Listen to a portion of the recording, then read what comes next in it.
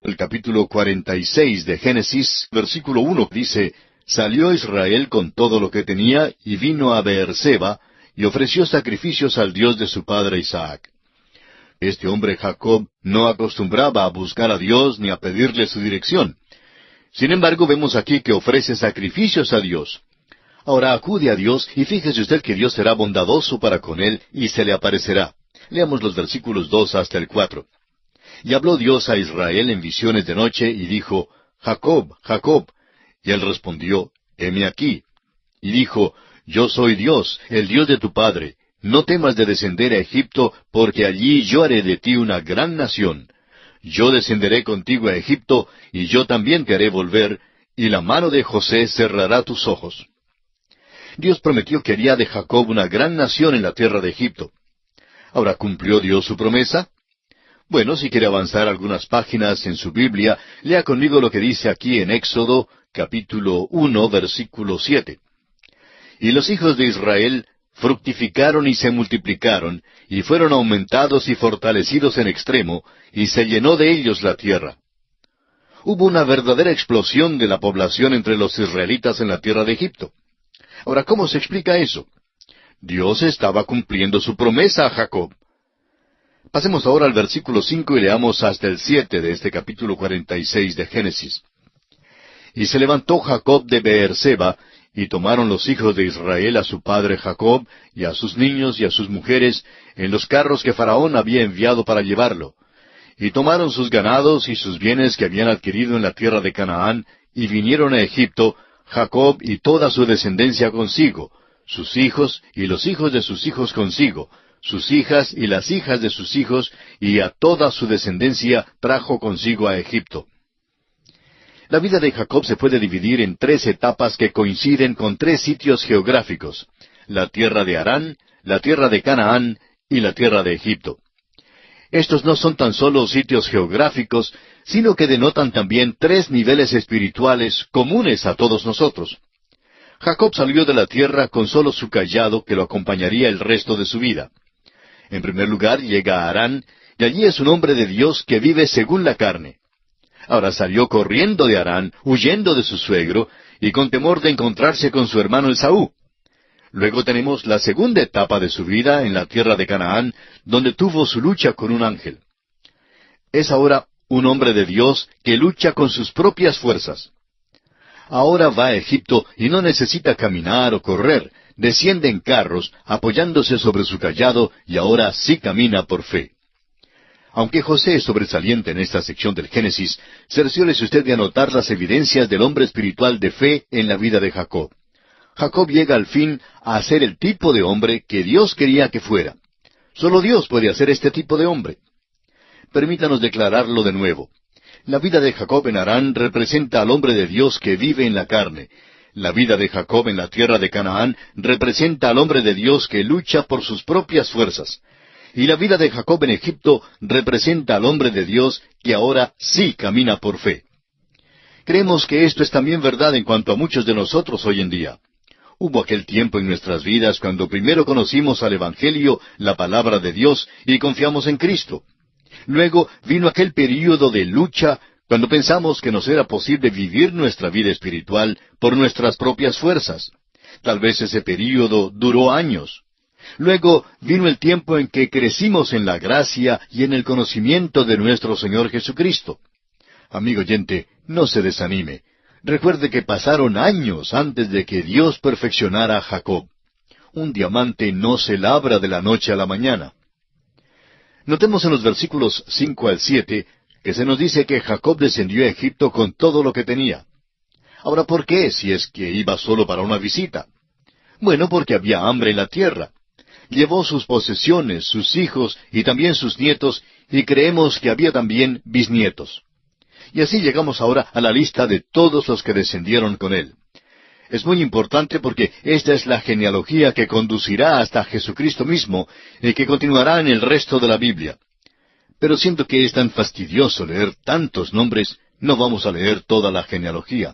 Usted puede leerla a solas. Sin embargo, quisiéramos dirigir su atención a estos versículos que contienen una verdad muy importante. Estamos leyendo los versículos 26 y 27 de Génesis 46. Todas las personas que vinieron con Jacob a Egipto, procedentes de sus lomos, sin las mujeres de los hijos de Jacob, todas las personas fueron 66. Y los hijos de José que le nacieron en Egipto, 2 personas. Todas las personas de la casa de Jacob que entraron en Egipto fueron 70. Había 70 personas que descendieron a Egipto. Por supuesto, José y su familia ya estaban allí esperándoles, y 66 viajaron desde Canaán. Todos eran descendientes de Jacob, y en esta genealogía todos se mencionan por nombre. ¿Por qué están todas estas listas de nombres en las Sagradas Escrituras? ¿Es que Dios no tiene informaciones más importantes que estas para darnos? Amigo oyente, la verdad es que no hay nada más importante que nuestro Señor Jesucristo, y esta es la genealogía que conduce a Él. Encontraremos que algunos de estos nombres están en la genealogía que es dada en Mateo, el capítulo 1, en el principio del Nuevo Testamento. De nuevo, veremos algunos de estos nombres también en la genealogía que nos da Lucas en el capítulo 3. Por eso, estas listas de nombres son importantes. Además, hay otra razón, y esta es muy personal. ¿Ha oído usted alguna vez hablar del libro de la vida del Cordero? ¿Está su nombre escrito en aquel libro?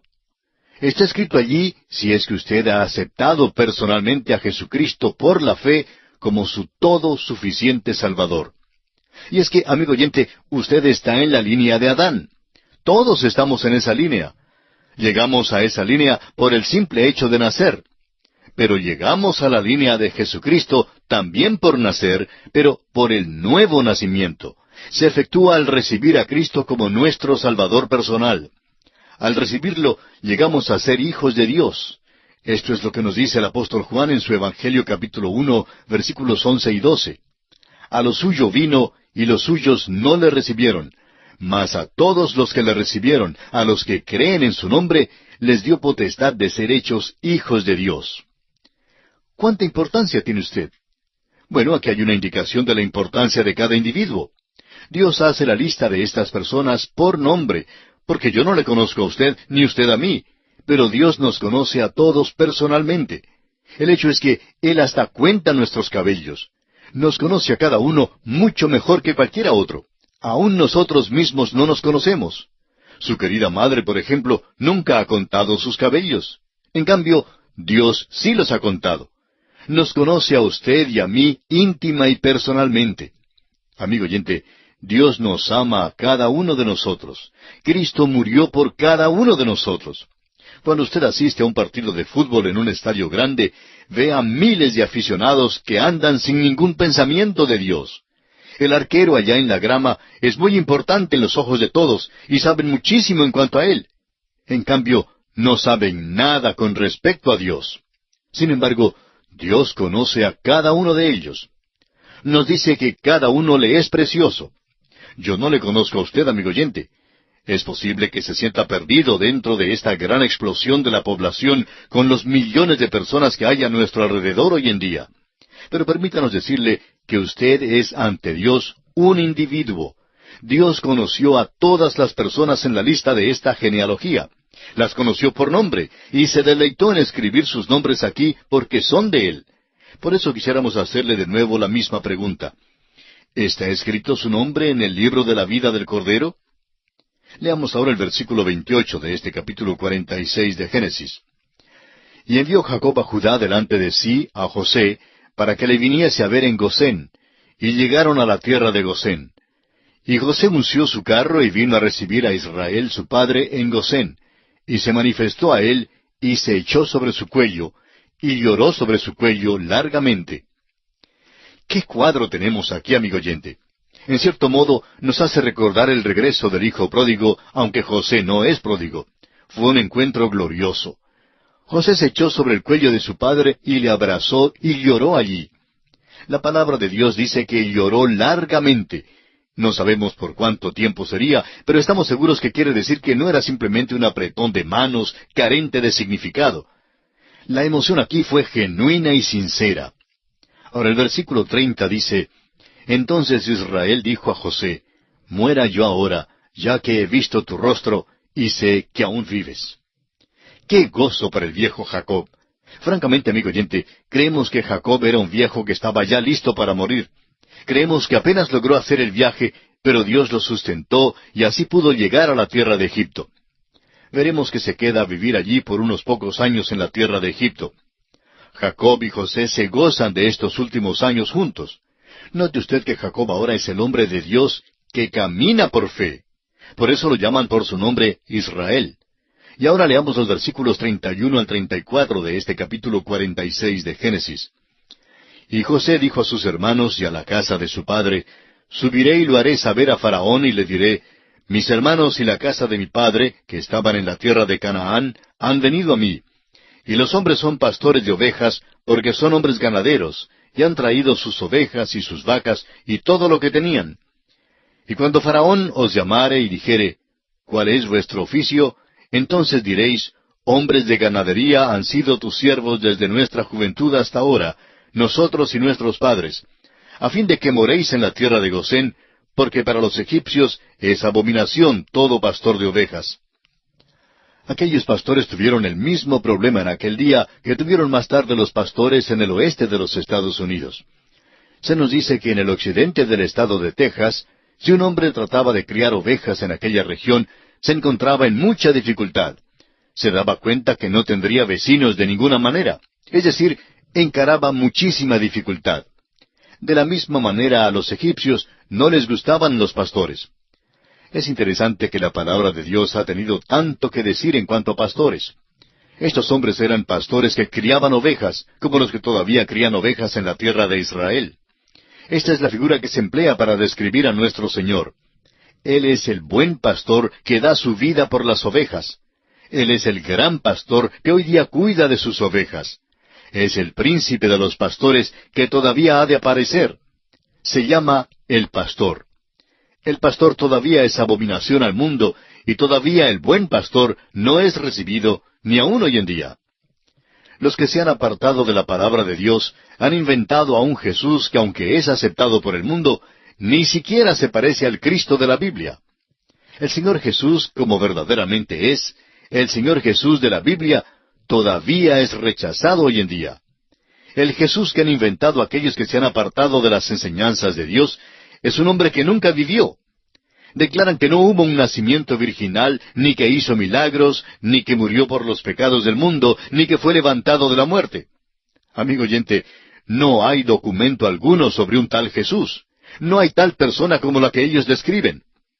El verdadero pastor es aquel que murió por los pecados del mundo.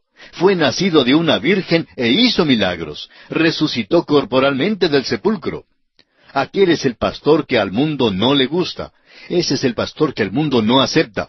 Pero ese es el pastor que la Biblia presenta como el único al cual deben seguir las ovejas. Los pastores eran abominación para los egipcios. José entonces aconseja a sus hermanos que digan a Faraón que son pastores y que crían ganado. En realidad tenían tanto ganado como ovejas. Notaremos más adelante que Faraón les dará la tierra de Gosén y les pedirá que cuiden de sus ovejas, a fin de que los israelitas llegaran a ser los pastores de las ovejas en la tierra de Faraón. Es en realidad maravilloso ver que ahora la familia de Jacob vive en la tierra de Gosén. Esta será su habitación por mucho tiempo. Más tarde, después de la muerte de José, llegaron a ser esclavos en la tierra de Egipto, pero Dios estará con ellos a través de todo aquel tiempo. Llegarán a ser una nación allí, y luego Dios los dirigirá para salir de esa tierra bajo el mando de Moisés. No hay documento que afirme que Dios se apareciera jamás a José. Sin embargo, ciertamente vemos la providencia de Dios en la vida de José. Ahora, nos es obvio que José tuvo que llegar primero a Egipto para preparar el camino, de manera que toda la familia de Jacob pudiera más tarde descender a la tierra de Egipto. Y en esta forma concluimos nuestro estudio del capítulo 46 del libro de Génesis. Y nos encontramos ahora en el capítulo 47. Los 70 miembros de la familia de Jacob habitaban ahora en Gosén, y José los presenta a Faraón. Debido a la gravedad del hambre, José compra todos los animales y la tierra de Egipto para Faraón. Y José jura que no enterrará a Jacob en Egipto. En el capítulo 46 vimos cómo Jacob con toda su familia había llegado a la tierra de Egipto. José, por medio de una jugada estratégica, los trajo a la tierra de Gosén, la tierra más rica en aquel día. Pero ahora se encuentran en medio de un período de hambre universal, y ninguna tierra tiene mucho valor al dueño en un tiempo así. Veremos que hasta aquí este será el mejor capítulo con respecto a la vida de Jacob. Jacob no se veía tan bueno como primero lo conocimos en la Escritura. El hecho es que realmente no había vivido la vida de fe, sino hasta cuando llegó a Egipto. Creemos que este capítulo, más que cualquier otro, revelará esto. El hambre ha llegado ahora a ser más intensa y mucho peor. Las gentes de todo el mundo estaban bajo los efectos del hambre, pero Canaán y Egipto son las únicas tierras mencionadas, porque son las tierras que tienen que ver con el desarrollo de la historia que se nos relata aquí. Leamos el primer versículo del capítulo 47 de Génesis. Vino José y lo hizo saber a Faraón y dijo, Mi padre y mis hermanos y sus ovejas y sus vacas, con todo lo que tienen, han venido de la tierra de Canaán, y he aquí están en la tierra de Gosén. José vino al palacio a presentar a su padre y a los hermanos al faraón de Egipto, pero primero los instala en la tierra de Gosén antes de pedir un lugar para ellos. Se puede ver la estrategia de José en esto. Si ya estuvieran viviendo allí, pues Faraón estaría más inclinado a darles esa tierra. Después de todo, ya se habían mudado a las casas y habían desempaquetado sus posesiones.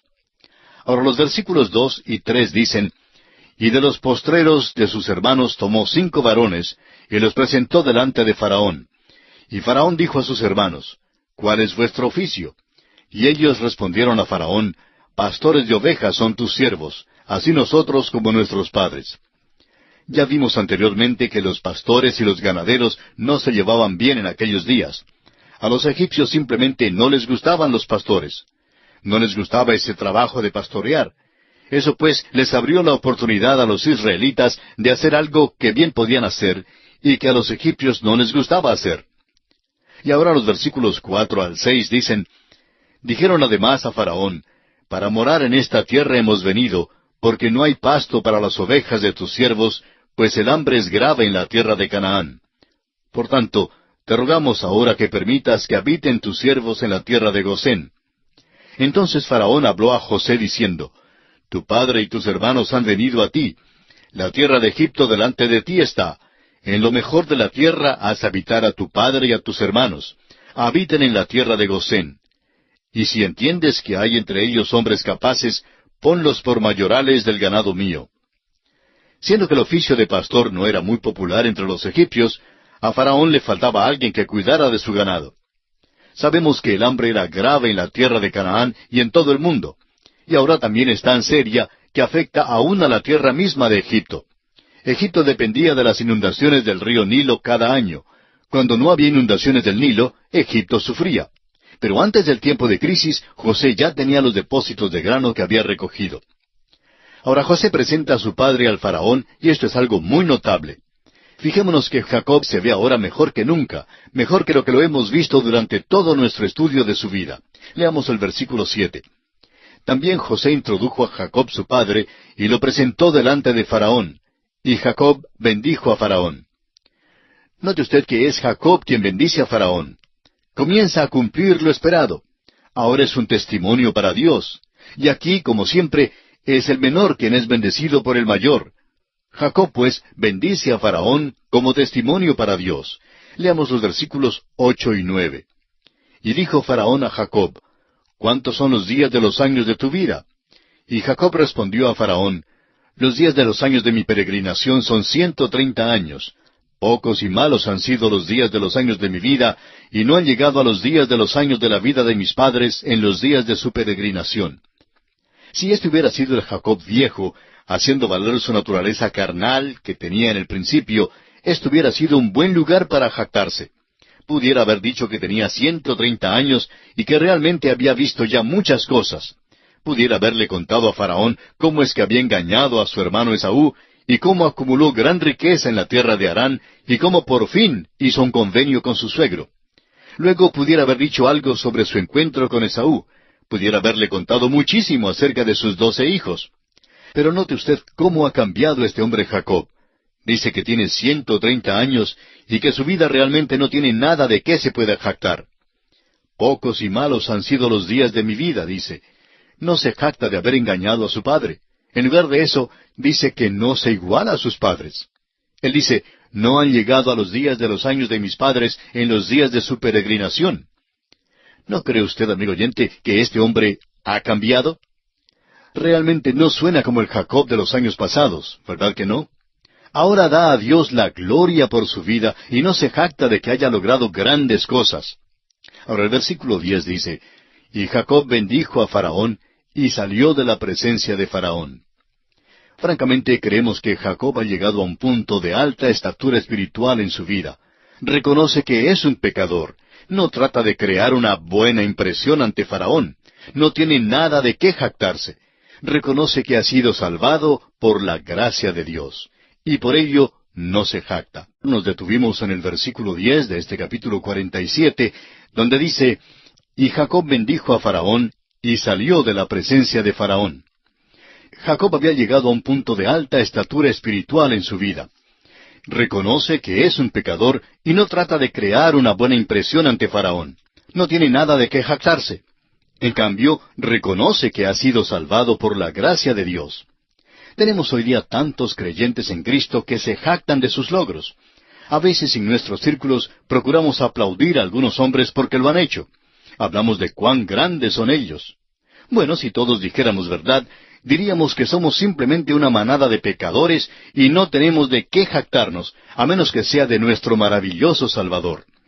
Por años ha sido bondadoso y paciente para con nosotros. Amigo oyente, es de Él de quien debemos jactarnos. Tenemos un Salvador que murió por nosotros. No podemos decir que somos superiores a nuestros padres. Una vez un profesor dijo que sentía mucha vergüenza con respecto a su padre. Cuando primero estaba en la universidad, su padre visitaba esa universidad para hablar, porque era predicador y profesor en Biblia. Dijo que tenía tanta vergüenza que ni aún asistía a la reunión donde hablaba su padre. Creemos que casi todos los jóvenes y señoritas pasan por períodos similares en su vida. Este señor pasó 4 años en la universidad. Salió al mundo de negocios donde experimentó toda suerte de problemas. Luego comenzó a darse cuenta que su padre había sido capaz de ganarse la vida para su familia, y que era un profesor sobresaliente de la Biblia. Este hombre se dio cuenta que su padre no era el hombre ignorante como siempre lo había considerado. ¿No es esta historia la verdad en cuanto a muchos de nosotros? Pero no es verdad en cuanto a Jacob aquí. Jacob se humilla porque ha cambiado. Y ahora los versículos 11 al 13 de este capítulo 47 nos dicen, así José hizo habitar a su padre y a sus hermanos, y les dio posesión en la tierra de Egipto, en lo mejor de la tierra, en la tierra de Ramesés, como mandó Faraón. Y alimentaba José a su padre y a sus hermanos, y a toda la casa de su padre, con pan, según el número de los hijos. No había pan en toda la tierra, y el hambre era muy grave, por lo que desfalleció de hambre la tierra de Egipto y la tierra de Canaán. 2 tierras que sufren de hambre se mencionan aquí porque son 2 tierras que tienen que ver con nuestra historia. Ambas sufren. Si Jacob se hubiera quedado en Canaán con la familia, hubiera perecido también de hambre. El grano se había depositado en la tierra de Egipto, pero no estaba produciendo más grano. Evidentemente el hambre se había extendido por toda África, porque el río Nilo no tenía agua suficiente para la inundación, lo cual era tan necesario para Egipto. Ahora leamos el versículo 14. Y recogió José todo el dinero que había en la tierra de Egipto y en la tierra de Canaán, por los alimentos que de él compraban, y metió José el dinero en casa de Faraón. Llegamos ahora a algo por lo cual a José se le ha criticado. Hay personas que dicen que se aprovechó de la pobreza cuando compró la tierra. Leamos ahora desde el versículo 15 hasta el 20. Acabado el dinero de la tierra de Egipto y de la tierra de Canaán, vino todo Egipto a José diciendo, danos pan. ¿Por qué moriremos delante de ti por haberse acabado el dinero? Y José dijo, dad vuestros ganados, y yo os daré por vuestros ganados si se ha acabado el dinero. Y ellos trajeron sus ganados a José, y José les dio alimentos por caballos, y por el ganado de las ovejas, y por el ganado de las vacas, y por asnos, y les sustentó de pan por todos sus ganados aquel año. Acabado aquel año, vinieron a él el segundo año y le dijeron, no encubrimos a nuestro señor que el dinero ciertamente se ha acabado. También el ganado es ya de nuestro señor. Nada ha quedado delante de nuestro señor, sino nuestros cuerpos y nuestra tierra. ¿Por qué moriremos delante de tus ojos, así nosotros como nuestra tierra? cómpranos a nosotros y a nuestra tierra por pan, y seremos nosotros y nuestra tierra siervos de Faraón. Y danos semilla para que vivamos y no muramos, y no sea asolada la tierra. Entonces compró José toda la tierra de Egipto para Faraón, pues los egipcios vendieron cada uno sus tierras, porque se agravó el hambre sobre ellos, y la tierra vino a ser de Faraón. Vamos a considerar esta crítica que se lanza contra José. En primer lugar, él es el agente de Faraón, y no compró nada para sí mismo. Sus compras no le ayudaron en nada, no lo enriquecieron en ninguna manera. No fue deshonesto en ningún sentido de la palabra, no ganó personalmente por causa del hambre. Creemos que es simplemente la ley de la oferta y la demanda.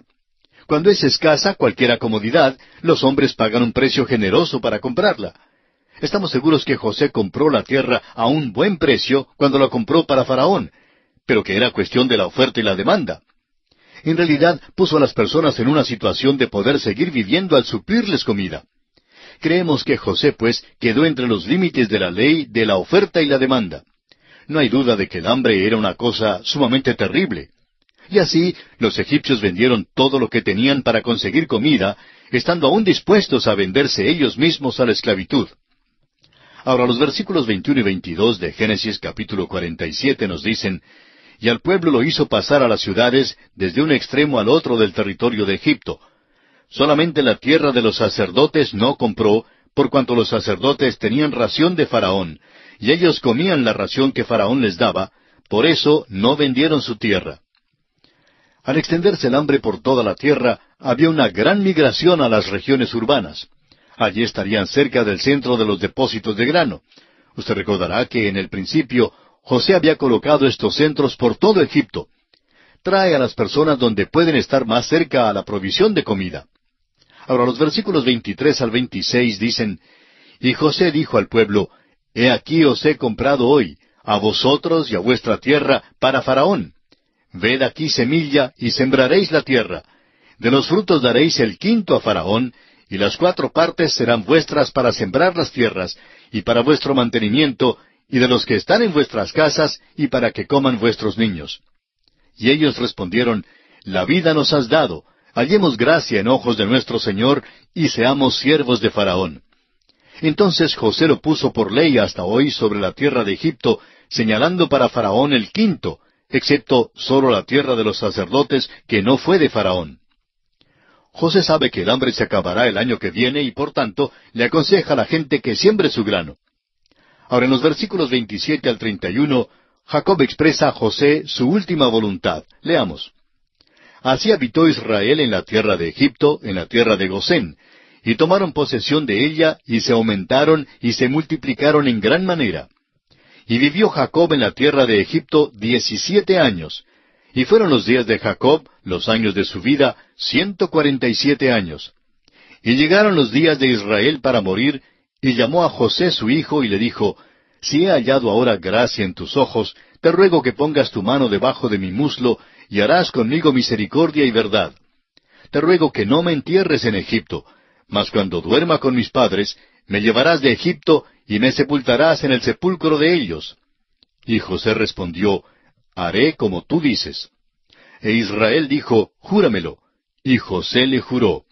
Entonces Israel se inclinó sobre la cabecera de la cama. Creemos que hay algunos factores que entraron en el ruego de Jacob de ser enterrado en la tierra de Canaán. En primer lugar, tiene ahora 147 años, y al mirar por todos lados y al ver lo que está pasando, se turba de que tenga que morir en Egipto. Creemos que ahora eso le es muy evidente. Luego, el éxito de José en adquirir toda la tierra para Faraón le hace creer que su familia se hará cómoda en Egipto y que nunca más querrá regresar a Canaán. Su edad ciertamente le recordaba que moriría pronto. Tenemos que reconocer que este ruego es una evidencia de la fe de Jacob en el pacto que Dios hizo con sus padres. Debemos anotar esto porque se presentará varias veces al recorrer nosotros la Biblia. La esperanza del Antiguo Testamento es una esperanza terrenal. Abraham creyó que sería enterrado y levantado de la muerte en aquella tierra prometida. Isaac creyó lo mismo. Ahora Jacob expresa esa misma fe.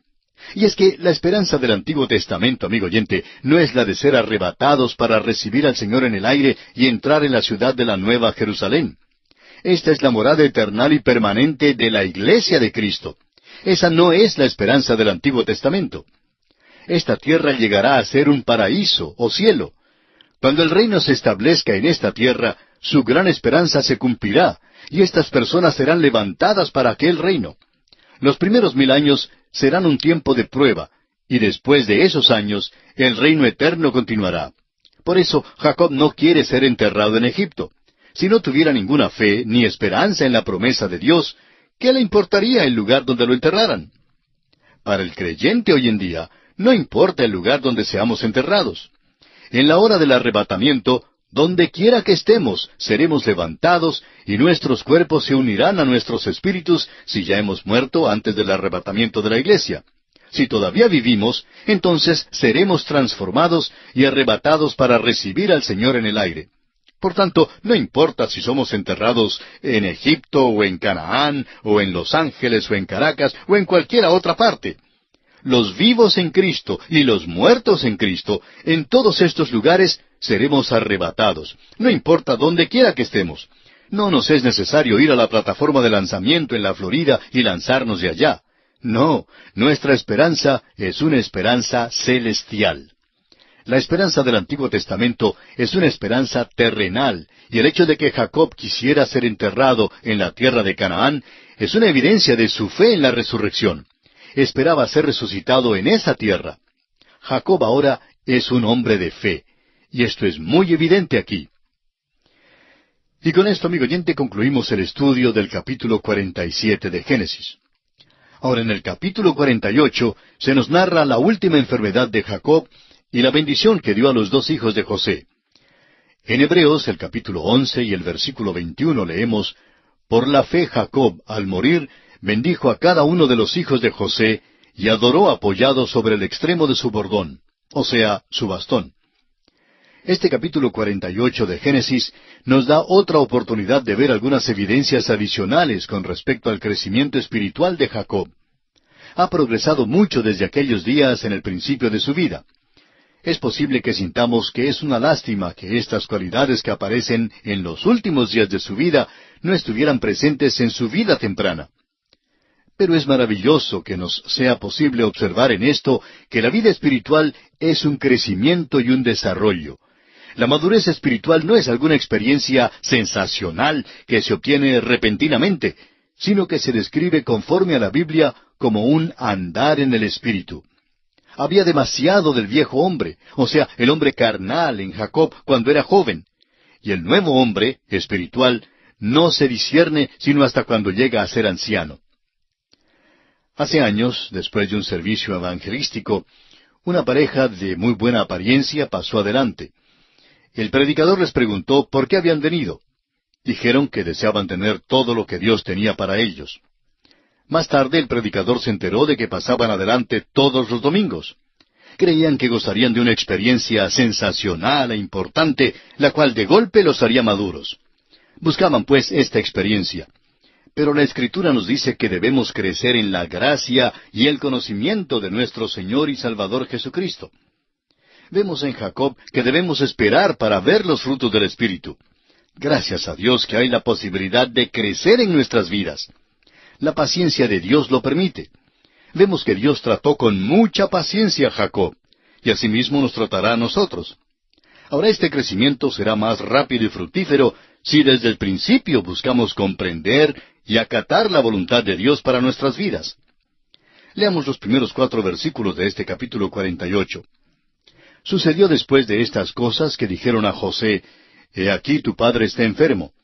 Y él tomó consigo a sus 2 hijos, Manasés y Efraín. Y se le hizo saber a Jacob, diciendo, «He aquí tu hijo José viene a ti». Entonces se esforzó Israel, y se sentó sobre la cama, y dijo a José, «El Dios omnipotente me apareció en luz en la tierra de Canaán, y me bendijo, y me dijo, He aquí yo te haré crecer, y te multiplicaré, y te pondré por estirpe de naciones. Y daré esta tierra a tu descendencia después de ti, por heredad perpetua». ¿Puede usted imaginarse, amigo oyente, la emoción del momento? Jacob tiene ante sí a su hijo favorito junto con sus 2 nietos. Jamás pensó ver de nuevo a José porque creía que había muerto. Pero ahora Jacob puede ver que José había sido elevado a esta posición importante en Egipto, y al mismo tiempo puede trazar la manera en que Dios había efectuado los asuntos de la vida. Jacob ha estado ahora en Egipto por 17 años. Es un hombre anciano y agonizante, pero toma fuerza para sentarse en la cama. Note usted que reflexiona sobre aquel tiempo en que Dios se le apareció en luz en Canaán. De veras, Jacob ha progresado mucho. No se jacta ahora, no habla de sus mañas. En su juventud había pensado que podía conseguir lo que quisiera y que podía emplear cualquier método para conseguirlo. Pero vemos aquí su fe y confianza en Dios. Jacob mira retrospectivamente a lo que él considera ser el principio para él, aquel momento cuando Dios se le apareció. Dios había aparecido a Jacob cuando salió de la tierra de Canaán para ir a Harán, y luego otra vez cuando regresó a esa tierra. Y Dios le bendijo. Vamos a prestar atención especial a la promesa de la cual Jacob hace mención. Leamos el versículo 4 otra vez. Y me dijo, He aquí yo te haré crecer y te multiplicaré, y te pondré por estirpe de naciones, y daré esta tierra a tu descendencia después de ti por heredad perpetua. Esta promesa se halla en el Antiguo y en el Nuevo Testamento. Dios prometió que algo se llevaría a cabo e hizo la promesa a la línea de los patriarcas Abraham, Isaac y Jacob. La promesa contiene 3 puntos específicos. Primero, esta línea sería fructífera, o sea que Dios haría ascender una nación de aquella línea. En segundo lugar, Dios mismo les daría la tierra. Y en tercer lugar, esta línea serviría de bendición a todas las naciones y a toda la gente. La razón por la cual usted y yo, amigo oyente, nos sentamos hoy día con la Biblia en la mano es porque Dios ha cumplido 2/3 de esta promesa que convino hace miles de años. Todavía no se ha cumplido el otro tercio, no tienen las guerras todavía. Tienen una orilla o frontera, pero aún esto es un asunto de disputa. Cuando reciban la tierra de la mano de Dios, vivirán allí en paz, como lo dice el profeta Miqueas en el capítulo 4, versículo 4. Y se sentará cada uno debajo de su vid y debajo de su higuera, y no habrá quien los amedrente, porque la boca de Jehová de los ejércitos lo ha hablado. Aquel será el milenio, y es cuando tendrán esa tierra. Y ahora leamos los versículos 5 y 6 del capítulo 48 de Génesis. Y ahora tus 2 hijos, Efraín y Manasés, que te nacieron en la tierra de Egipto, antes que viniese a ti a la tierra de Egipto, míos son, como Rubén y Simeón serán míos, y los que después de ellos has engendrado serán tuyos, por el nombre de sus hermanos serán llamados en sus heredades. Estos 2 nietos, los 2 hijos de José, cada uno dará origen a una tribu.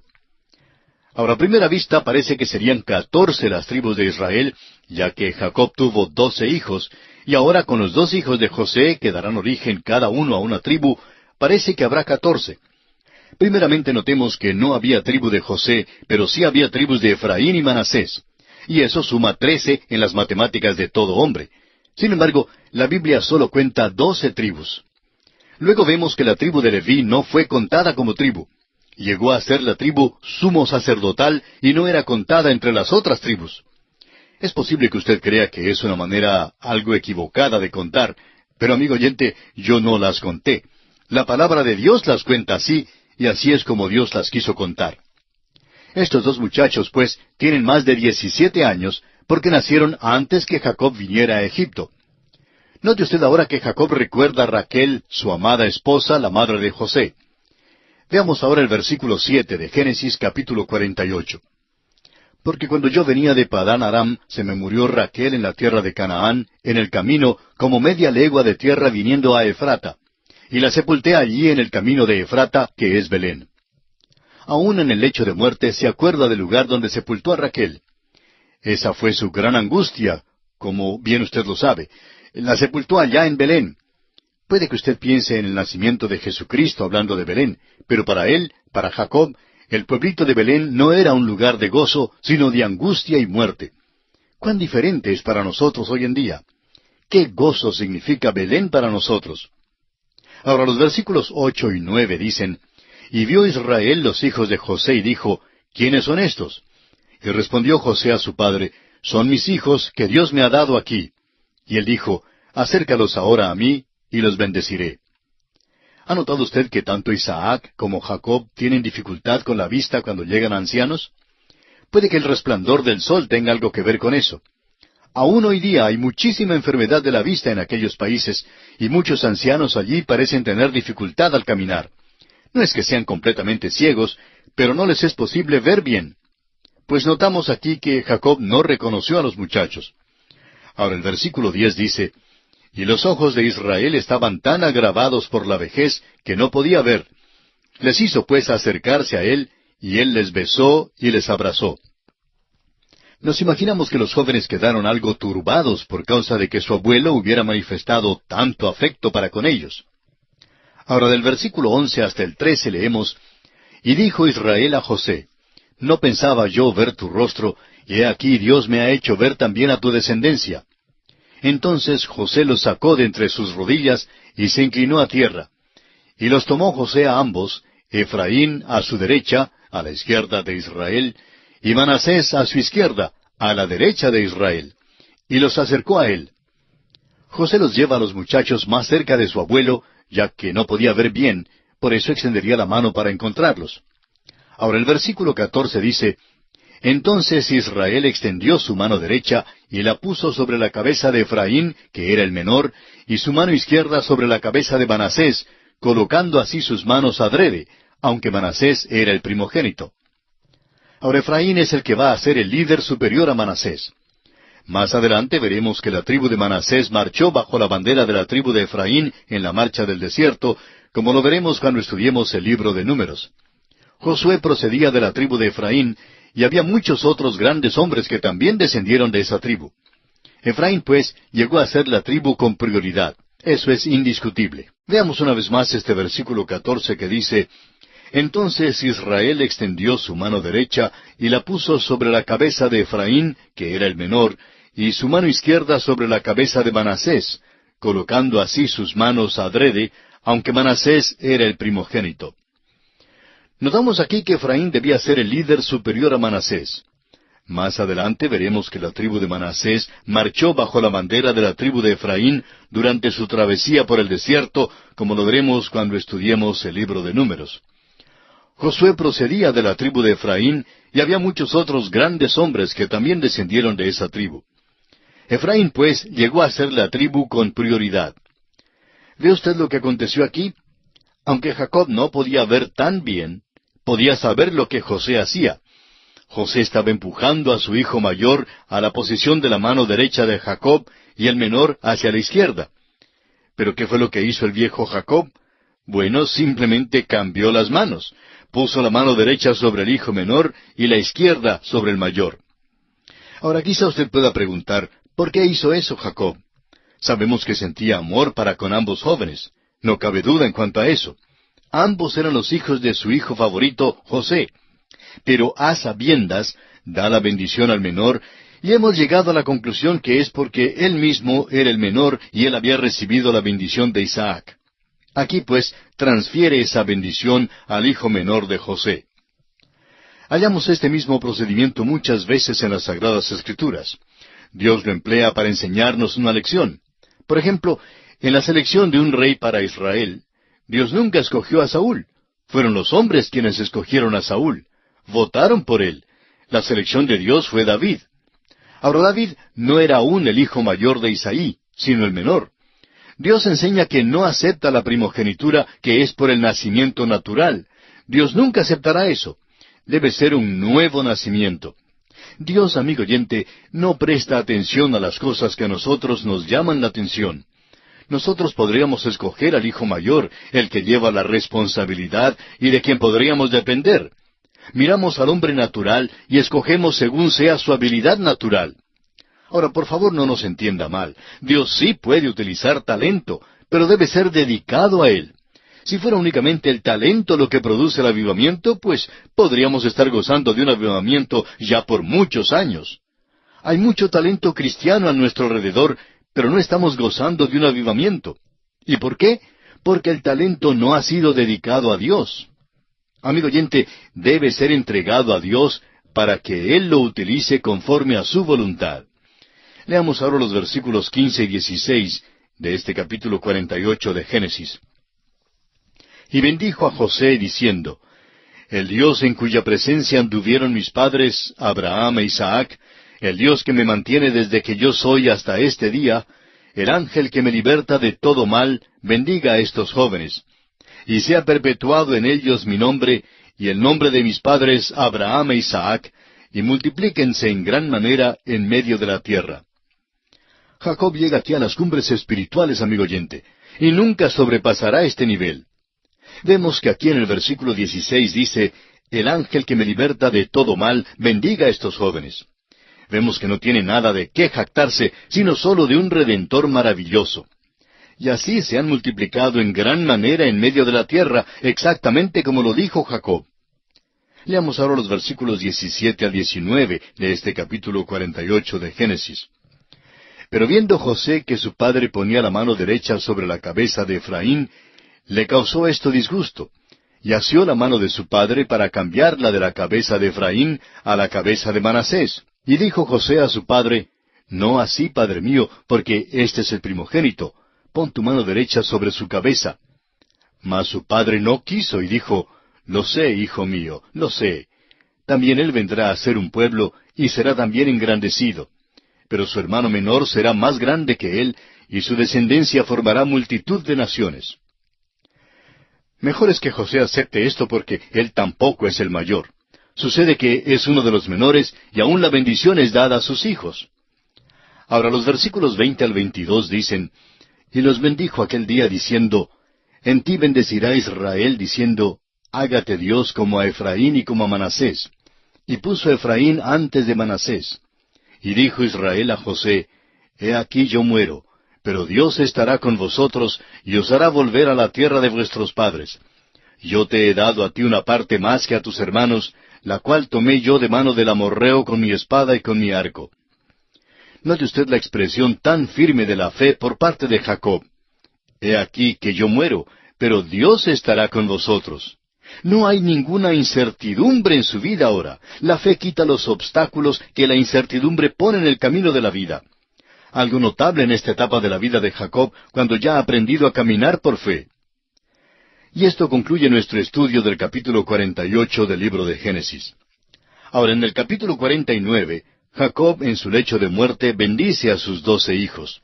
Notaremos que tuvo una bendición específica para cada uno de ellos. Esto es muy interesante porque veremos más adelante que las 12 tribus se juntarán alrededor de otro hombre que también está ya listo para morir, el cual es Moisés, quien bendecirá a las 12 tribus. Dios no solamente había prometido ciertas cosas a la nación de Israel, sino que también prometió algo específicamente a cada tribu. Muchas de estas ya han sido cumplidas. Este es otro capítulo dramático. En el capítulo anterior vimos a Jacob en su lecho de muerte. Se esforzó y se sentó en la cama y bendijo a los 2 hijos de José. Se gozó tanto de ver a su hijo José que antes creía que estaba muerto. Después de aquella entrevista, entra el resto de los hijos de Jacob. Este es su mensaje de despedida, y tales mensajes son siempre importantes. Principia con el hijo mayor y luego continúa por toda la lista. Lo que dice un hombre en su lecho de muerte es importante, porque uno siente que es especialmente en esta hora que se habla la verdad. Todos hemos oído decir de confesiones que se hacen en el lecho de muerte. Este mensaje en el lecho de muerte es dramático porque es profético y cuenta lo que pasará a los 12 hijos de Jacob cuando lleguen a ser tribus. Hoy, al haberse cumplido muchas de estas predicciones, han llegado a ser considerablemente históricas. Esta es la última vez que tenemos la oportunidad de ver otra evidencia de la fe en la vida de Jacob. Dijo a sus hijos que serían las 12 tribus de la nación de Israel y que ellos habitarían en la tierra de Canaán. ¡Qué fe notamos aquí! Recuerde usted que el cananeo todavía estaba en la tierra de Canaán y que la familia de Jacob estaba favorablemente situada en Egipto. Leamos los primeros 2 versículos de este capítulo 49 de Génesis para conocer las últimas palabras de Jacob. Y llamó Jacob a sus hijos y dijo, Juntaos y os declararé lo que os ha de acontecer en los días venideros. Juntaos y oíd, hijos de Jacob, y escuchad a vuestro padre Israel. Llegamos aquí a una expresión importante. Hay quienes creen que demasiadas veces repetimos ciertas expresiones y estamos de acuerdo con ellos. Sin embargo, nos daremos cuenta que hay ciertas expresiones que la Biblia usa vez tras vez. Una de esas expresiones se encuentra aquí mismo, en los días venideros. Los días venideros de la nación de Israel serán diferentes que los de la iglesia. Esta es una distinción muy definida de la dispensación y hay que reconocerla. Ahora se habla de los días venideros de Israel. ¿Qué les acontecerá a sus hijos en los días venideros de Israel? Un joven inteligente, profesor de hebreo y teología en un seminario, muy estudioso de la palabra de Dios, estaba escribiendo algo sobre las profecías con respecto a los 12 hijos de Jacob que más tarde llegarían a ser tribus, y junto con las que aparecen en Deuteronomio capítulo 33, donde Moisés también tuvo algo que decir a cada tribu. Este joven profesor estudiaba pues los detalles de cada profecía dada aquí a cada hijo, y más tarde las que fueron dadas a cada tribu. Y descubrió que muchas de esas profecías han sido ya cumplidas, y algunas todavía esperan su cumplimiento. Y es que, amigo oyente, no sólo ha de cumplirse la profecía con respecto a la nación de Israel como tal, sino también la profecía con respecto a cada una de sus tribus, y esto es muy notable de veras. Muchas de las profecías todavía esperan su cumplimiento. Lo interesante es que la mayor parte de lo que Moisés dijo a las tribus ya se ha cumplido. En cambio, de las profecías que Jacob hace aquí, muchas todavía esperan su cumplimiento. Leamos una vez más el versículo 2 de este capítulo 49 de Génesis. Juntaos y oíd, hijos de Jacob, y escuchad a vuestro padre Israel. Vemos aquí ahora al viejo Jacob sentado en la cama. Hay algunos cuadros que lo representan tendido sobre la cama, como si no le fuera posible levantar la cabeza. Pero eso no es verdad. Se apoyaba sobre su bordón, como leemos en Hebreos capítulo 11, versículo 21. Francamente, el viejo Jacob había sido activo durante toda su vida y quería continuar así. La muerte realmente es una turbación. Llega en el momento más inoportuno, cuando más queremos seguir nuestra actividad aquí. Si hemos acordado un compromiso, una cita, pues debemos olvidarlo.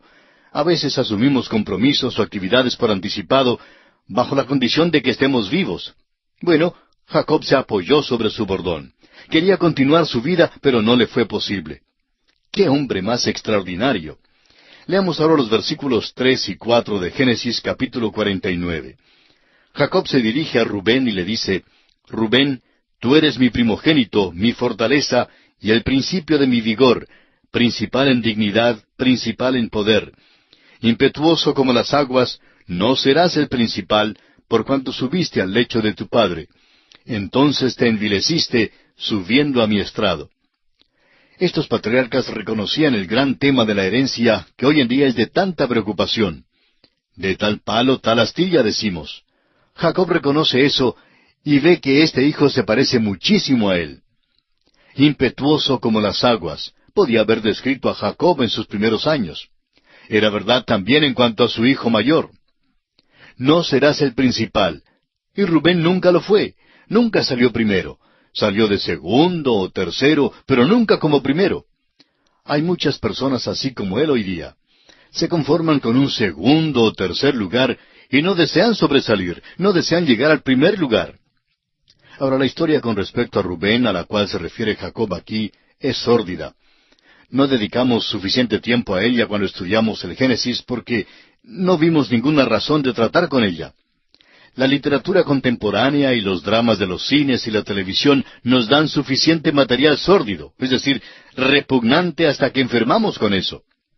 Hemos notado que aún los hombres que condenan la censura y creen que todos deben tener oportunidad de hacer todo lo que quieran y hablar lo que les dé la gana, ya escriben diciendo que están cansados de la sociedad que nos ponen a la vista hoy en día por todos lados. Así pues, no vemos ninguna razón por la cual tratar este incidente aquí. Al cristiano se le exhorta a pensar en lo que es bueno y puro. Así lo expresa el apóstol Pablo en su carta a los Filipenses, capítulo 4, versículo 8, donde dice, Por lo demás, hermanos, todo lo que es verdadero, todo lo honesto, todo lo justo, todo lo puro, todo lo amable, todo lo que es de buen nombre, si hay virtud alguna, si algo digno de alabanza, en esto pensad. Veamos ahora lo que Jacob dice a Simeón y a Leví, y leamos los versículos 5 hasta el 7. Simeón y Leví son hermanos, armas de iniquidad sus armas. En su consejo no entre mi alma, ni mi espíritu se junte en su compañía, porque en su furor mataron hombres, y en su temeridad desjarretaron toros. Maldito su furor que fue fiero, y su ira que fue dura. Yo los apartaré en Jacob, y los esparciré en Israel. Estos dos hijos se agrupan y se llaman hermanos, pues ambos eran hijos de Lea, la primera esposa de Jacob. Usted recordará cómo entraron en Salem, una ciudad de Siquem, y dieron muerte a todos los hombres que vivían en esa ciudad, solo porque un hombre fue culpable de deshonrar a su hermana. Claro que no les gustó, pero se vengaron del pueblo entero, y fue malo lo que hicieron. Jacob ahora les hace recordar eso. Simeón era la tribu más sureña, y uno podría pensar que habría sido identificada con Judá y Benjamín. Esto no fue verdad en la historia, y en realidad uno simplemente no oye hablar de ella. Tenía este territorio sureño, pero parece haberse desvanecido entre las otras tribus. En Leví vemos una exhibición de la maravillosa gracia de Dios. Es verdad que fueron esparcidos en Israel, pero fue porque era la tribu sacerdotal.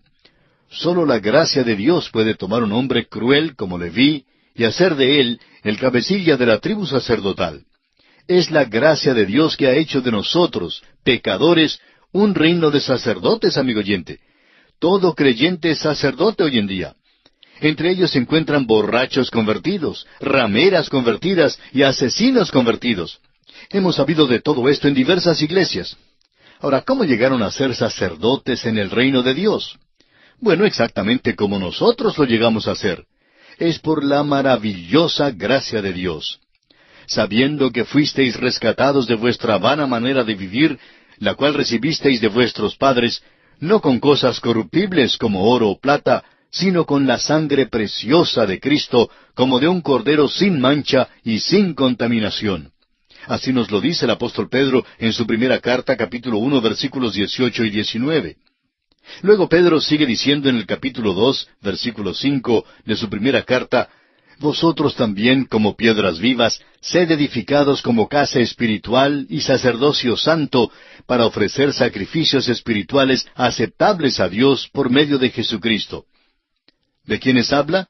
De los que han sido redimidos por la sangre preciosa de Cristo. Rubén perdió el lugar principal, y ahora Simeón y Leví también han perdido ese lugar. El rey no habría de venir de ninguna de estas tribus. Hay otro hijo, y él también fue pecador. Veremos lo que la gracia de Dios hizo por él. Génesis capítulo 49, versículo 8 dice, Judá, te alabarán tus hermanos, tu mano en la cerviz de tus enemigos, los hijos de tu padre se inclinarán a ti. Esto no era el caso en el tiempo que Jacob dio esta bendición. Usted recordará, amigo oyente, que el primer sueño de José debía ser cumplido, y todos sus hermanos se postrarían delante de él. Pero en el futuro será la tribu de Judá ante la cual han de postrarse. De Judá es de quien procederá el Rey, el cual es el Señor Jesucristo. Leamos ahora los versículos 9 al 12 de Génesis capítulo 49. Cachorro de león, Judá, de la presa subiste, hijo mío, se encorvó, se echó como león, así como león viejo. ¿Quién lo despertará?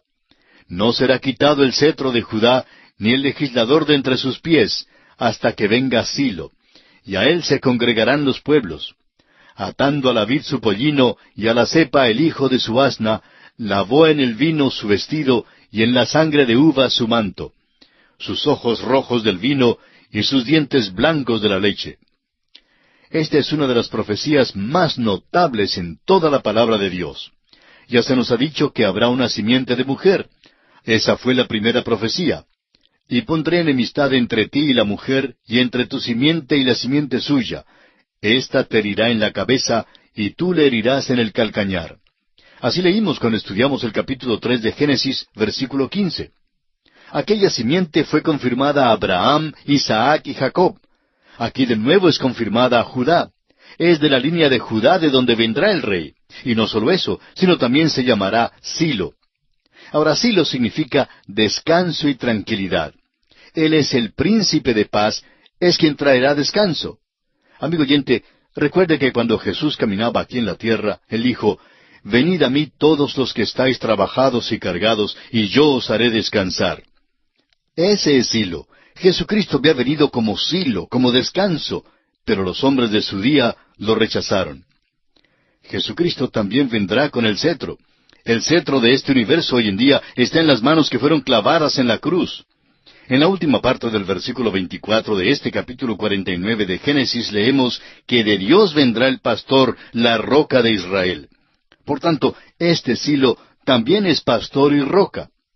Cuando lleguemos al libro de Números, capítulo 24, versículo 17, encontraremos allí que también hay una estrella que se profetiza. Pensemos en todo lo que significa la venida de Cristo. Él es la simiente prometida a la mujer y a los patriarcas.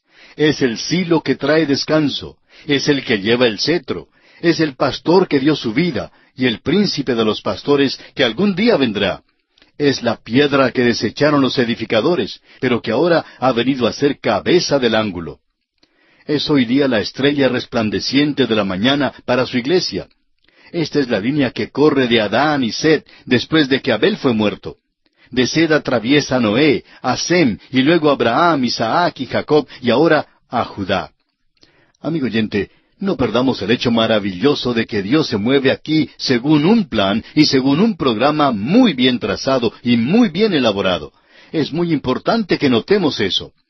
Luego examinemos la profecía de sus dos venidas. Atando a la vid su pollino.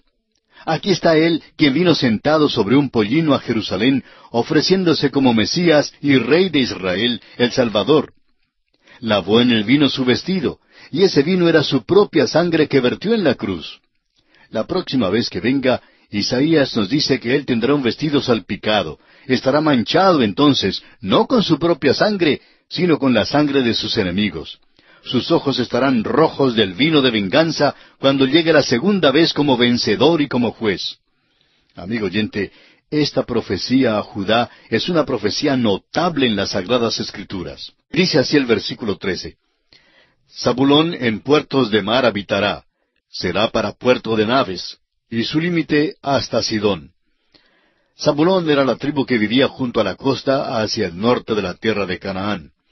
Ahora los versículos 14 y 15 nos presentan la profecía con respecto a Isacar, y dicen así: Isacar, asno fuerte que se recuesta entre los apriscos, y vio que el descanso era bueno, y que la tierra era deleitosa, y bajó su hombro para llevar, y sirvió en tributo. Isacar también se ubicó por allá, hacia el norte de la tierra de Canaán. Eran los que hacían muchísimo trabajo que constituyó el fundamento de la nación. Ellos eran los trabajadores, y ese es el pensamiento aquí. Oímos hablar muchísimo acerca de la mayoría silenciosa hoy en día. Bueno, esas son las personas ordinarias, como usted y yo, amigo oyente. No aparecemos en la televisión, no queremos eso. Son los hombres extraordinarios y a veces raros, y los hombres que otros consideran grandes, los que vemos en la televisión. Nos tratan de convencer que estos son los tipos de hombres que son los importantes. Pero, amigo oyente, ellos no constituyen el fundamento de su nación o de cualquier otra. Estas pequeñas tribus como Zabulón e Isacar, las que estamos propensos a pasar por alto, son las que realmente constituían la columna vertebral de la nación de Israel cuando entraron a la tierra prometida. En los versículos 16 al 18 notamos que la tribu de Dan tiene parte importante en la vida de Israel. Leamos. Dan juzgará a su pueblo como una de las tribus de Israel. Será Dan serpiente junto al camino, víbora junto a la senda, que muerde los talones del caballo y hace caer hacia atrás al jinete. Tu salvación esperé, oh Jehová. Dan necesita la salvación del Señor porque Dan era una de las tribus que en realidad salió en rebelión. Eso lo veremos a medida que progresemos en nuestro estudio de las Escrituras. Ahora veamos el versículo 19 de este capítulo 49 de Génesis. Gad, ejército, lo acometerá, mas él acometerá al fin. Esta era otra tribu que pobló el norte del país. En realidad, Dan quedaba en la parte más al norte, más septentrional, y por tanto, cuando la tierra de Israel se describe, se expresa de Dan a Beerseba. Leamos ahora los versículos 20 al 22. El pan de hacer era substancioso, y él dará deleites al rey. Neftalí, sierva suelta, que pronunciará dichos hermosos. Rama fructífera es José, rama fructífera junto a una fuente, cuyos vástagos se extienden sobre el muro. Estos versículos nos presentan en forma muy sencilla las profecías en cuanto a Aser, Neftalí y también a José. José había dejado su tierra y había descendido a Egipto, pero todavía era un testimonio para Dios ahí. Más adelante sus hijos Efraín y Manasés serían puestos en el territorio que después llegaría a ser Samaria. Se llamaba el territorio de los gentiles en el día de Cristo. Era un gran lugar para testificar, y el Evangelio entró en esa región en los días del Señor Jesucristo. Nuestro Salvador ministró allí. El Evangelio según San Juan, en el capítulo 4, registra el momento en que Cristo testifica a la gente de Samaria, en particular a una samaritana junto a un pozo. Estas profecías se llevan a cabo de una manera extraordinaria. Leamos ahora los versículos 23 al 26 de Génesis capítulo 49. Le causaron amargura, le asaetearon y le aborrecieron los arqueros, mas su arco se mantuvo poderoso, y los brazos de sus manos se fortalecieron por las manos del fuerte de Jacob, por el nombre del pastor, la roca de Israel. Por el Dios de tu padre, el cual te ayudará, por el Dios omnipotente, el cual te bendecirá con bendiciones de los cielos de arriba, con bendiciones del abismo que está abajo, con bendiciones de los pechos y del vientre. Las bendiciones de tu padre fueron mayores que las bendiciones de mis progenitores. Hasta el término de los collados eternos serán sobre la cabeza de José y sobre la frente del que fue apartado de entre sus hermanos. Tengamos en cuenta que dos tribus procedieron de José. Las tribus de Efraín y Manasés fueron tribus destacadas, importantes y muy poderosas. Se originó una división del reino por causa de estas dos tribus, especialmente la de Efraín. Llevaron a Israel a la idolatría. Jeroboam fue de la tribu de Efraín y fue el líder, el dirigente. Fue en estas tribus que los dos becerros fueron puestos para la adoración. Jacob aquí los llama a volverse, a tornarse al Dios de su padre, al Dios de Israel, al Dios de Jacob. Ahora el versículo 27 dice, Benjamín es lobo arrebatador, a la mañana comerá la presa, y a la tarde repartirá los despojos. Esta es una profecía extraña con respecto a Benjamín. Benjamín se identificaba muy cercanamente con Judá, de tal manera que Benjamín acompañaba a la tribu de Judá en la división del reino. Fueron las únicas tribus que se quedaron con la casa de David. Ahora el versículo 28 resume diciendo, Todos estos fueron las 12 tribus de Israel, y esto fue lo que su padre les dijo al bendecirlos. A cada uno por su bendición los bendijo. Ahora los versículos 29 y 30 resumen las últimas palabras de Jacob antes de su muerte. Leamos. Les mandó luego y les dijo, Yo voy a ser reunido con mi pueblo. Sepultadme con mis padres en la cueva que está en el campo de Efrón el Eteo, en la cueva que está en el campo de Macpela, al oriente de Mamre, en la tierra de Canaán, la cual compró Abraham con el mismo campo de Efrón el Eteo, para heredad de sepultura. Vemos que la muerte para Jacob no fue el fin de todo, pues estaría con su pueblo. Él deseaba ser sepultado en la cueva que Abraham había comprado. Quería asegurarse que quedaría en aquella tierra hasta el día cuando sería levantado de los muertos para luego vivir en aquella tierra. Aunque no se llevaba datos escritos en aquellos días, vemos que Jacob sabía mucho de su propia historia y de las transacciones de sus antepasados. Ahora el versículo 31 dice, Allí sepultaron a Abraham y a Sara su mujer, allí sepultaron a Isaac y a Rebeca su mujer, allí también sepulté yo a Lea. No es tanto que tuviera interés en ser sepultado con Lea. Después de todo, Raquel, su amada, había sido sepultada en Belén. Pero Jacob desea ser sepultado donde un día será levantado de la muerte en la resurrección, para estar allí mismo cuando Dios cumpla sus promesas a la nación de Israel. Y ahora los versículos finales de este capítulo 49, versículos 32 y 33 dicen, La compra del campo y de la cueva que está en él fue de los hijos de Ed. Y cuando acabó Jacob de dar mandamientos a sus hijos, encogió sus pies en la cama y expiró, y fue reunido con sus padres. Es interesante notar que Jacob mantuvo los pies en el piso hasta lo último. Comenzó su vida como un hombre carnal, tomó por el calcañar o por el talón a su hermano, y por eso se le llama el que suplanta. El suplantador vivía de acuerdo con ese nombre, lo cual ciertamente era su característica. Tomó todo lo que pudo encontrar y siempre hizo esfuerzos por lograr ser el principal. Tomó lo que deseaba tener por cualquier método que estuviera a su alcance. Cuando era joven, caminaba en sus dos pies, por su propia fuerza y habilidad. Dependía de sus propias mañas e ingeniosidad. Pensaba él que podía cuidarse solo y que Dios no le hacía falta en su vida. pero aprendió su lección cuando visitó al tío Labán. Era independiente, engreído, agresivo, despreciable y vil. En Peniel, en el vado del río Jaboc, Dios lo hirió, y fue necesario que Dios dislocara la pierna de Jacob para apoderarse de él. Después de aquella experiencia, siguió por la vida cojeando. Andaba con 3 piernas, usando un cayado o bastón, porque ya no podía caminar más por sí mismo. Aquí, antes de morir, se sienta sobre la cama apoyado en su bordón. Ahora el tiempo ha llegado. Encogió sus pies en la cama, aparta el bordón y se acuesta para morir. Este es Jacob, ha caminado y progresado muchísimo. Muere manifestando su fe y anhelando el día cuando sería levantado de la muerte en la tierra, según la promesa de Dios.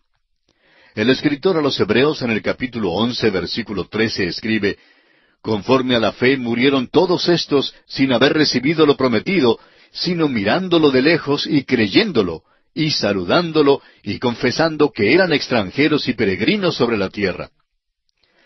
Esto concluye nuestro estudio del capítulo 49 del libro de Génesis. Y llegamos así al capítulo 50, capítulo final de este libro de Génesis. Este capítulo narra la muerte de Jacob y de José en Egipto, destacando que Jacob es enterrado en Canaán y José en Egipto. Por eso hay un poco de tristeza en este último capítulo de Génesis. Ya hemos prestado atención al énfasis que el libro de Génesis da a la muerte. Dios había dicho a Adán: porque el día que de él comieres, ciertamente morirás. Así lo vimos en el capítulo 2, versículo 17. El apóstol Pablo, en su carta a los Romanos, capítulo 5, versículo 12, escribe: Así la muerte pasó a todos los hombres, por cuanto todos pecaron. El libro de Génesis es un ejemplo cabal del hecho del pecado y la realidad de la muerte. Principia con Dios y el hombre en el huerto de Edén y termina en un ataúd en Egipto. Este libro relata la entrada del pecado a la familia humana, pero también narra la fidelidad de Dios en proveer un camino de vida para el hombre.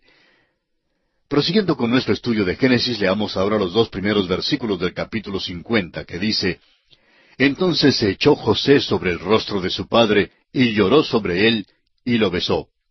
Y mandó José a sus siervos, los médicos, que embalsamasen a su padre, y los médicos embalsamaron a Israel.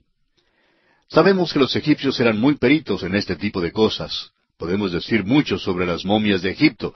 Tenían un método de sepultar que nosotros todavía hoy en día no comprendemos.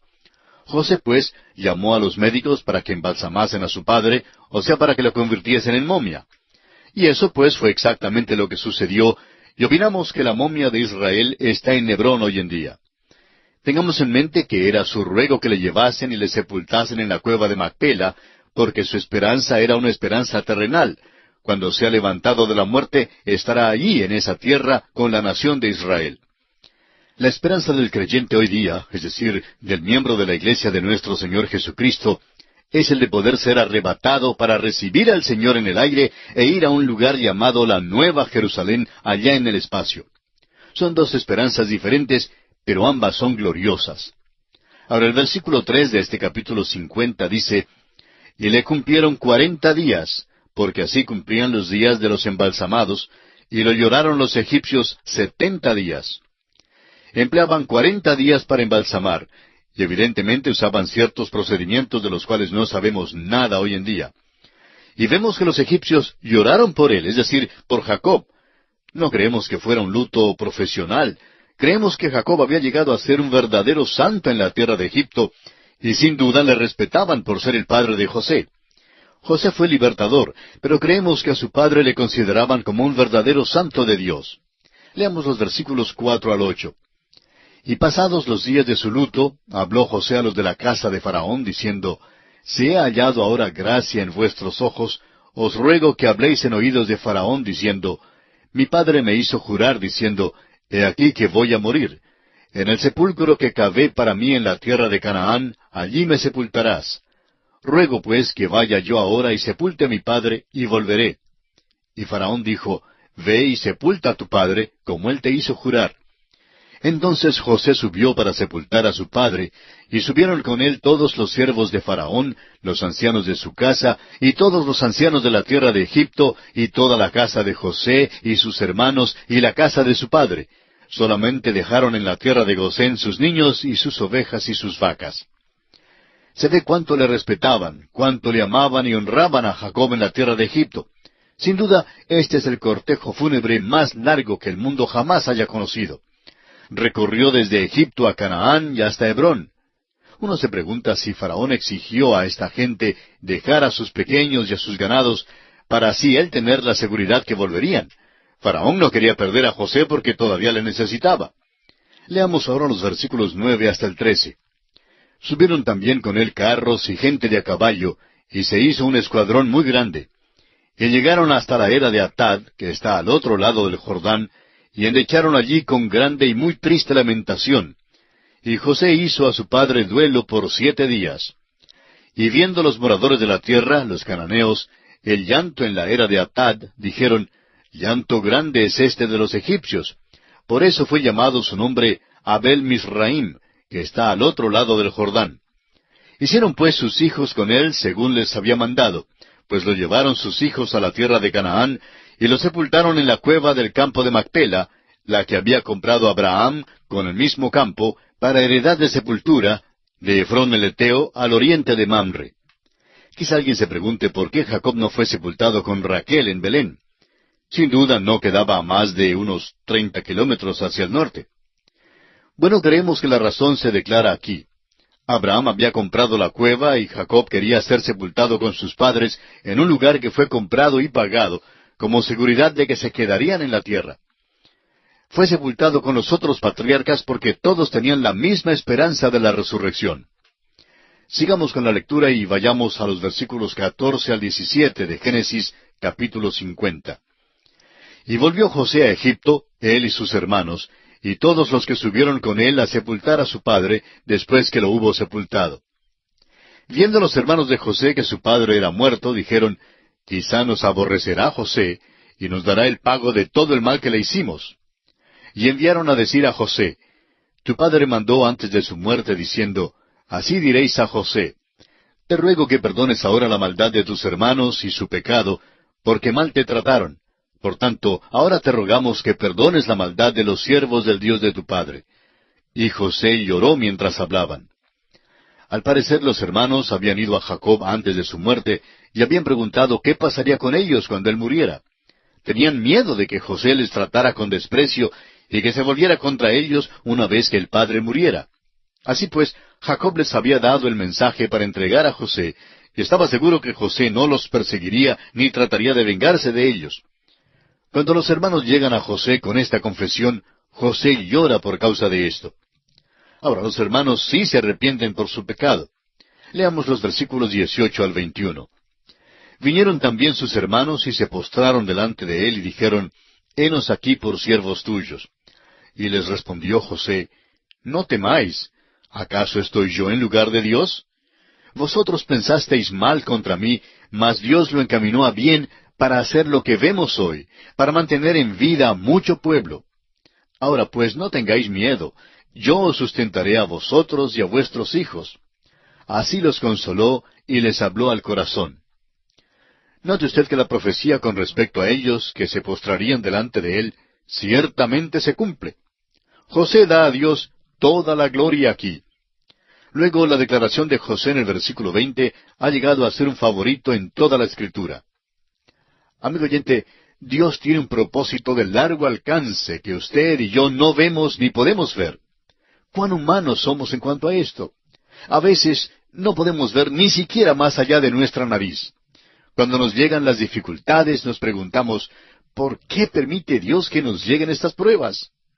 Recordemos que Dios tiene un propósito y no permitirá que nos suceda algo a menos que traiga algo bueno a nuestra vida. Leamos ahora los versículos 22 y 23 de este capítulo 50 de Génesis. Y habitó José en Egipto, él y la casa de su padre, y vivió José 110 años, y vio José los hijos de Efraín hasta la 3ª generación. También los hijos de Maquir, hijo de Manasés, fueron criados sobre las rodillas de José. Los 3 últimos versículos del capítulo 50, los versículos 24 al 26, nos relatan la muerte y el sepelio de José en Egipto. Escuchemos sus palabras. Y José dijo a sus hermanos, yo voy a morir. Mas Dios ciertamente os visitará, y os hará subir de esta tierra a la tierra que juró a Abraham, a Isaac y a Jacob. E hizo jurar José a los hijos de Israel, diciendo, Dios ciertamente os visitará, y haréis llevar de aquí mis huesos. Y murió José a la edad de 110 años, y lo embalsamaron, y fue puesto en un ataúd en Egipto. Y así termina el libro de Génesis. En el principio creó Dios los cielos y la tierra, y al final queda un ataúd en Egipto. ¿Qué había acontecido? El pecado había entrado en la familia humana. Y ahora surge la pregunta, ¿por qué no llevaron a José a Canaán para ser sepultado también allí? Bueno, es obvio que José era considerado héroe en la tierra de Egipto, y no creemos que los egipcios hubieran permitido que el cuerpo de José hubiera sido quitado de su tierra en aquel tiempo. Creemos que José era uno de los patriarcas sobresalientes a quienes los egipcios veneraron en gran manera, y sin duda erigieron algún monumento en su sepultura. En la vida de José vemos la misma esperanza que observamos en la vida de Jacob. Tiene fe en Dios y en el futuro, y ésta ha sido manifestada a través de toda su vida. Desde el principio mismo, esta fe le dio alegría de espíritu en medio de todas las experiencias oscuras de la vida. José también creía que Dios levantaría a su pueblo terrenal para heredar la tierra prometida. El libro de Hebreos hace mención de esto como el clímax de la fe en la vida de José. Dice el capítulo 11 de Hebreos en el versículo 22, Por la fe José, al morir, mencionó la salida de los hijos de Israel y dio mandamiento acerca de sus huesos. Ahora en Éxodo capítulo 13 vemos la manera tan maravillosa en que Dios honró a José y contestó su súplica. Moisés y los hijos de Israel llevaron los huesos de José con ellos cuando salieron de Egipto y entraron en la tierra prometida. Y así, amigo oyente, concluye esta primera etapa del viaje que estamos realizando a través de toda la Biblia.